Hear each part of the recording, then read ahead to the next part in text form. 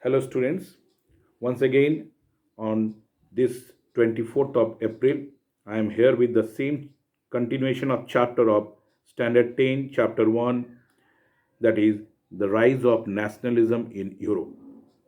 Up till now, I have taught you about the liberalism. Liberalism.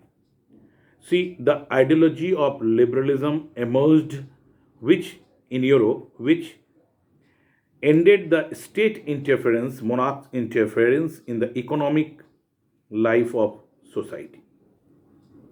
Freedom of markets was achieved and self imposed restrictions on the movement of goods and capitals were abolished. Napoleon's administrative measures were altered. So these things happened in the liberalization process of Europe. Then a new conservatism came into being after 1815. So in 1815, Britain, Russia, Prussia, Austria, they collectively defeated Napoleon Bonaparte and to make a settlement. The name of this settlement was given the Treaty of Vienna of 1815. And according to this provisions of this treaty, the Bourbon dynasty was restored to power. France lost the territories it had annexed under Napoleon. A series of states were set up on the boundaries of France to prevent French expansion in future. Belgium was set up in the north and Genoa was added to Piedmont in the south. Prussia was given important new territories. And in this way, the conservatives were came into force. Then the main activities which came into being in Europe was the coming up of the revolutionaries, Krantikari. So these revolutionaries played a vital role in the treaties and not only in the treaties but in the unifications of Italy, Germany, etc. During the years which followed in 1815, after 1815, the fear of repression drove away liberal nationalists underground.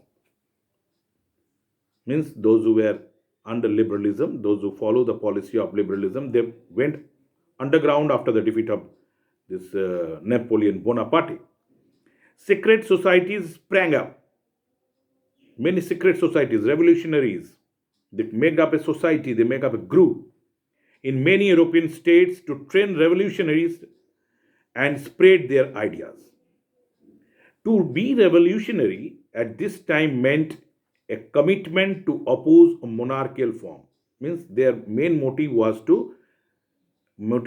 against the to go against the monarch that had been established after the Vienna Congress, Treaty of Vienna, and to fight for liberty and freedom once again. Most of these revolutionaries also saw that creation of nation state as a necessary part of struggle for freedom. Until and unless there is a feeling of nationalism in the mind of the common people, people will not fight for a nation. One such revolutionary was Giuseppe Mazzini.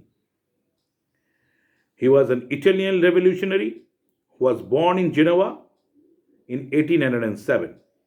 He became a member of the secret society of the Carbonari, and as a young man of 24, he was sent to exile in 1831. Why? For attempting a revolution in Liguria. No king, no monarchs will allow anybody to revolutionize against the monarch. So he has been exiled, he has been sent away to forests, not to stay in the country, inside the country. So he went away in 1831 and made a group of people, of young people. So he subsequently founded two more underground societies. First, Young Italy in Marseille, and then Young Europe in Bern, whose members were like minded young men from Poland, France, Italy, German states. Mazzini believed that God had intended nations to be the natural units of mankind. So Italy could not continue to be a patchwork of small states and kingdoms. Means he did not wanted that small states to be divided in Italy. All states were of under the different monarchs. So he wanted to unite the states of Italy and make Italy into one country. So it had to be forged into a single unified republic within a wider alliance of nations. This unification alone could be the basis of Italian liberty. This is the thought of Giuseppe Mazzini. Following his model, secret societies were set up in Germany, France, Switzerland, Poland. Mazzini's relentless opposition to monarchy and his vision of democratic republics frightened the conservatives. Metternich described him as the most dangerous enemy of our social order.